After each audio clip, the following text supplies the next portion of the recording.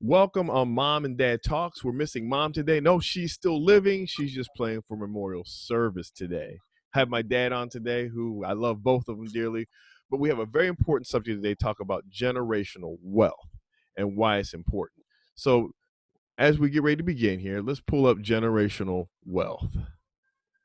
So I'm going to share on the screen here generational wealth, how to acquire it and keep it. A lot of times what people don't know is that that's my lovely wife right there, Swayla Hunt, and right behind her is Warren Buffett's house. Her dad used to do some work for Warren Buffett there, and it's just real interesting, that history there. We'll talk about another time. But Warren Buffett, one of the starting points of his wealth acquiring was the fact that an uncle donated land to him. And from that allowed him to make good investments, allowed him to understand wealth and build his own wealth after a while. Now, Psalms 49:10 says, "For he seeth that wise men die, likewise the fool and the brutish person perish, and leave their wealth to others."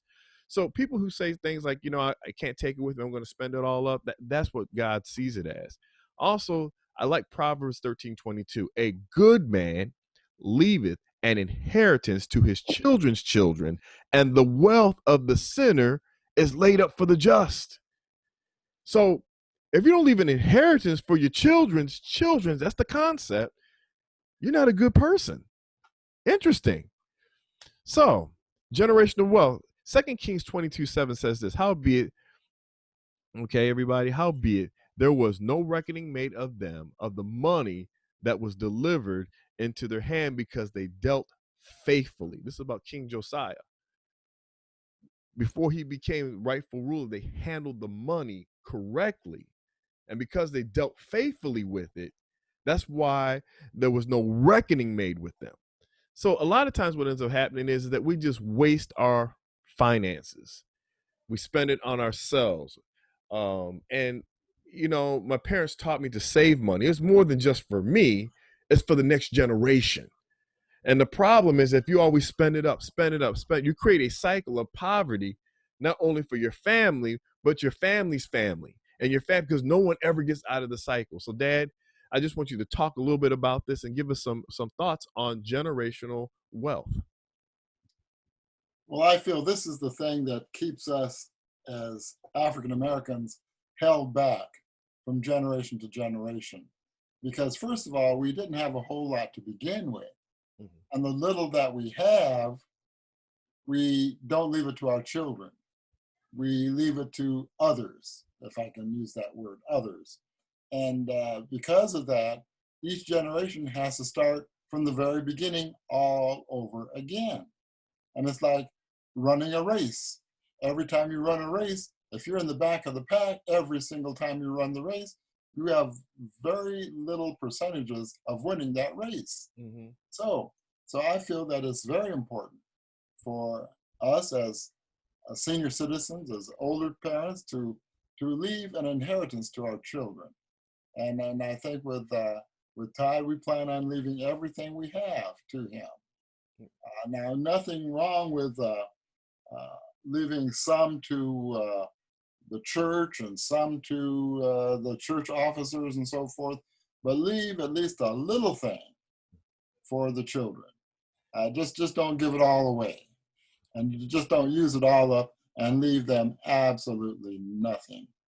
I know in my case, we were left with a little bit of money, and that money did help us to pay for our first home, to pay for the down payment on our first home, but help us with a little something to work with. Mm-hmm. So we had a little something to build up to. And I can say this, that my wife is excellent with money, and she uses her money well, and our money well, because I am not so frugal as my wife is. If I see something and I have the money, I will buy it. Whereas if she sees something and she doesn't have the money, she will save up until she can buy it. So that's the big difference. Well, and I think that's so important. That it's that whole thing of compulsive buying. Mm-hmm. I always tell people this all the time. There's always a sale. You Mhm. don't have to get it because it will be on sale at a particular time. Whatever that product is, whatever that thing is, just save up your money so when you're ready to spend, guess what? Everything's available to you and you can look for the best bargain for the money you prepare for. But you have this generational debt mindset that continues to happen where I got to keep up with the Joneses, or I got to have this in order to get this. And that's not really the case. The whole thing is take what you have, for what you have is plenty. That's Save correct. up and work from what you have, and your wealth just builds. And the thing that you guys have noticed, but what you guys did is that you basically, uh, on the salaries that you guys had, you made your money work for you, so that your house, you're out of debt, and when you got older, to retire, you have money saved up. You just didn't burn it all and taking trips and going places and everything like that. You do take trips, you do take nice things, you have nice things, but you're, how do I say, you're well balanced in the way you buy and pursue things, and that's one of the things that came off on me is that, you know, um, you don't have to buy everything, and explain that to everybody. Like that's how you lose your wealth, buying everything. Explain that, Dad. Well, I learned from woodworking that when you buy cheap tools, they only last a year. But when you buy expensive, good tools, Mhm. they will last a lifetime. So rather than wasting your money on cheap tools, on cheap trips and this or whatever, clothes, put your money where it will get the most benefit for you, Mm, the most benefit for you. Because uh, when you spend a lot of money on a trip to Hawaii, mhm. what do you have to show for it? Pictures, hopefully. And that's it. That's it. Nothing more. But when you take that money that you would spend for Hawaii to go to Hawaii, and you spend it on let's say a Lexus. Mhm. Well, what do you have to show for it when you're done? You have a Alexa. car. Mhm. So you have to balance the benefits versus the the negative viewpoints of where your money goes. Mm. Fancy restaurants are good, but you know, uh, at the end of the day, you just as well as gone to McDonald's. 'Cause you only have a few minutes of pleasure, and that's it. And don't get me wrong here, everybody. I want you to know my dad likes to go out to eat. My dad likes fine foods. He's been to Hawaii. But what he's saying is that, you know what? You got to have balance. That's Uh, there's a time to go. But if you always go, go, go, guess what? At the end of the day, you have nothing to show for. You have nothing to give back. You have nothing to do because it's all spent on things that pretty much, okay, they give you a moment of happiness. I think Solomon talked about vanity. I used to go to work and hear all these people talking about their trips and they want to make you jealous. I'm not jealous. I'm glad you went on a trip. I hope you enjoyed yourself. I'm going to take a trip myself. I hope you enjoyed that. We went on a trip. But, the whole point is just balance and perspective. And this whole thing about saving up things for the next generation. Mhm. We talked about how to keep it, but more importantly, that you stumble across stuff that basically you continue to save even though you're doing well. And I would say this: saving is important, even if it's only $1 a day. That dollar a day mounts up.